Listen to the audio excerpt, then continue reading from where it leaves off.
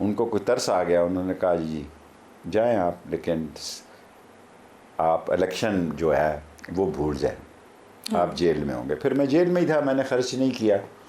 Zero आपने expense दिया election commission को? इलेक्शन कमीशन को मैंने जीरो का। बट एक सवाल ये है कि आप तो चिल्ला काट रहे थे, आपने बयान नहीं दिया, सारी तकलीफ आप बता इतनी उठाई वहां पर, तो फिर वो कहते हैं ये आपकी गलती है। वो हर वक्त ये जब आते थे कि तुम बहुत बड़े बेवकूफ़ हो और तुम इमरान खान को नहीं जानते, हम इमरान खान को जानते हैं और तुम अपना वक्त ज़ाया कर रहे हो। फिर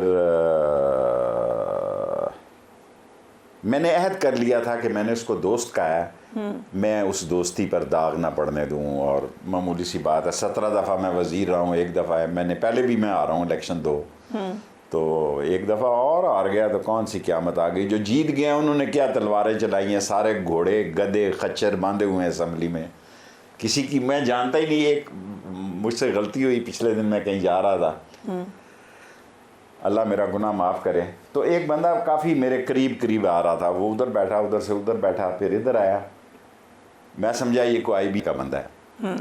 तो मैंने कहा तुम आईबी के आदमी हो? उसने कहा जी मैं तो MNA हूँ इस वक्त। मैंने कहा माफ़ कर देना, मैं आपको, यानी ऐसे लोग भी आ गए जिनकी टिकट जीत गए, पीटीआई को उस तक हवा बनी हुई थी इसलिए जीत गए, हालांकि पीटीआई के पास तो बल्ला भी नहीं था। लेकिन शेख साहब सवाल ये है कि अगर आपकी पार्टी और आपका अलायंस रहता पीटीआई के साथ तो पीटीआई को फ़ायदा नहीं होता? वो बाद में जो सुन्नी इत्तेहाद काउंसिल और दीगर के पास गए, आपकी एक पार्टी थी, आप उसको नहीं ऑफर करते कि रिजर्व सीट से जमा करा? बैठा एक रोल अदा कर रहा था लंदन में, क्योंकि मेरे पास बाज़ ऐसी गलत इतलात थी, मुमकिन है कि उनका ख्याल था, क्योंकि मुझे पता था कि बहुत सारी चीज़ों का, लेकिन इमरान खान की हद तक मैं श्योर था कि इमरान खान को इन बातों का नहीं पता, वो उसको धोखे में रखा जा रहा है। तो आपने बाद में रीच आउट करने की भी कोशिश नहीं की? नहीं, अभी तक नहीं की? करना चाहेंगे?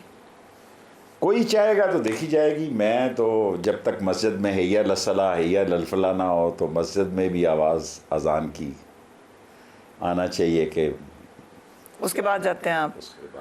लेकिन आपको लगता है कि एट सम पॉइंट ये मिसअंडरस्टैंडिंग हुई है, मिसट्रस्ट है, क्या हुआ, क्या है, क्यों नहीं आप पे इत्मीनान? मेरा ख्याल है मिसअंडरस्टैंडिंग ही हुई है। कान जो लोग भरते शरते थे जाके, ऐसे ही लोग थे वो। लेकिन अब पार्टी का क्या हाल है कि अब देखें ना इस मुल्क में क्या है, इमरान खान ना हो तो पीपल्स पार्टी ठुस गरक, कोई बंदा ही नहीं है पीछे। फजलुर रहमान ना हो, JUI का कोई बंदा ही नहीं है कि शेरानी को छोड़े उसको। ताहिरुल कादरी ना हो तो कोई उसका बंदा ही नहीं है। नैप में अगर आप देखें, वली खान के बाद दसवान के बाद बेटे का पता नहीं क्या, मैं तो बाजा खान के साथ सियासत करता था, उसका बेटे का नाम नहीं याद जो अब ने, खुदा आपका भला करे कि ये सब एक आदमी की पार्टियां हैं। एक वक्त था कि मुशर्रफ ने बड़ा मजाक किया, हम इकट्ठे थे तीनों, उसने क्या अजीब इत्तफाक है, एक पार्टी लीडर है इमरान खान और अकेली इसकी सीट है, ताहिरुल कादरी साहब की भी अकेली सीट है और शेख रशीद साहब की भी अकेली सीट है, और तीनों को के लिए मेरी दुआएं हैं। ये उन्होंने कहा, ताहिरुल कादरी खफा हुए थे ज़रा थोड़े से उन दिनों। तो ये उस वक्त की बात है जब इमरान खान की एक सीट थी और वो मसला था। सो अब मैं तो अब कह चुका हूँ कि 30 अगस्त तक मैं खामोश रहूँगा और 30 अगस्त से पहले कोई सियासत बदल जाएगी इस मुल्क की। ये आपने कहा है, ट्वीट है आपकी मेरे पास। वैसे बाय द वे आपने कहा था मुझे तो ट्वीट्स लेके बैठ गई हैं, आपने उस इंटरव्यू में कहा था। अब नहीं मैं देता, एक दी मैंने उस दिन डॉक्टर कदीर के, क्योंकि डॉक्टर कदीर से मेरा बड़ा तल्लक था और डॉक्टर कदीर के सारे मामलात जो है इनका ऑफिस मेरे साथ था। आपने बड़ी क्लियर आपने कहा कि मैं इसका क्रेडिट जो है यौम तकबीर पर एटमी धमाकों का क्रेडिट 4 लोगों को देता हूं, जिसमें पहले नंबर पर डॉक्टर कदीर, मरहूम राजा जफरुल हक, शेख रशीद अहमद एंड गौहर अयूब मरहूम शामिल हैं। नवाज शरीफ को नहीं देते क्रेडिट? नहीं देता। कैसे? चलें आज यही पाकिस्तान की मेरे मरने से पहले ये बात चली जाए। राजा जफरुल हक ने जो तकरीर की, मैं सारी, मेरे मुखालिफ हैं वो, मैं सारी ज़िंदगी उनका एहतराम करूँगा मरते दम तक। अगर मैं ज़िंदा हुआ तो सारी कौम को आपके पैगाम ये देना चाहता हूँ कि ऐसी खूबसूरत तकरीर उसने एटमी धमाके के हक़ में की जो हम तीनों ने भी नहीं की। और और थर्ड मैन जो था वो एक मैं था, एक जकी साहब ने भी की, वो बैठा करते थे, प्रिंसिपल सेक्रेटरी थी। तमाम कैबिनेट फौजी धमाकों की मुखालिफ थी, खुदा को गवाह बना के कहता हूँ। All the cabinet, all the cabinet. Mushahid सही, ईद ज़वाहिरी, मुशाहिद साहब, Mushahid Hussain was a top मुखालिफ ऑफ दिस धमाका एंड एवरीथिंग। मैं मरूंगा, मैं काबे की छत पे गया हूँ और ये एजाज़ 4 आदमियों को हासिल हुआ जो मैंने प्लान किया और जिसमें मुशर्रफ की मुझे सपोर्ट हासिल थी। Total cabinet was against the कि ये बहुत बड़ा मौका है, हमें इमदाद मिल जाएगी, $5 बिलियन पता नहीं वो देगा, कैंडी दे, क्या नाम था उसका। देन ही टुक मी, फ़ौज की जहाँ रेफरेंस हो रहा था, I was the only minister जिसको नवाज शरीफ फ़ौजी जर्नल्स और नेवी चीफ्स और एयरफोर्स चीफ की मीटिंग में लेकर गया। मैंने उनको कहा ये इंडिया ने बेवकूफ़ी की है धमाका करके, इस मौके को ज़ाया मत करो, फिर ये आपको मौका कभी नहीं आएगा।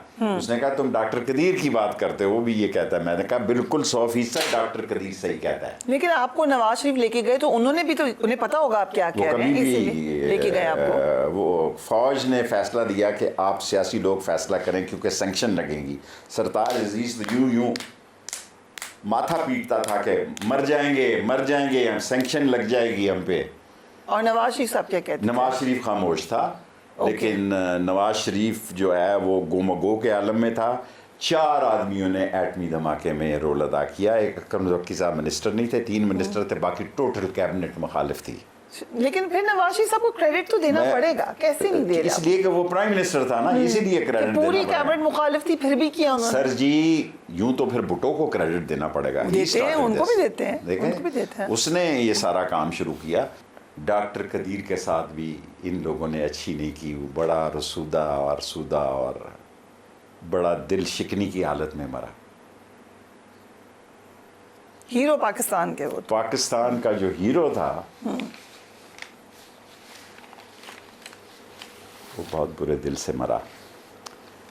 और मैं यही कर सकता था कि उसका यौम सोग मनवाने के लिए, ये नहीं चाहते थे कि एटमी हीरो को बतौर हीरो पेश किया जाए, लेकिन मैंने रिस्क लिया और ये काम किया और उस दिन को कौमी सोग का दिन डिक्लेयर किया। राइट। वरना सूरत हाल ये नहीं थी। वक्त हुआ एक ब्रेक का, we will be right back.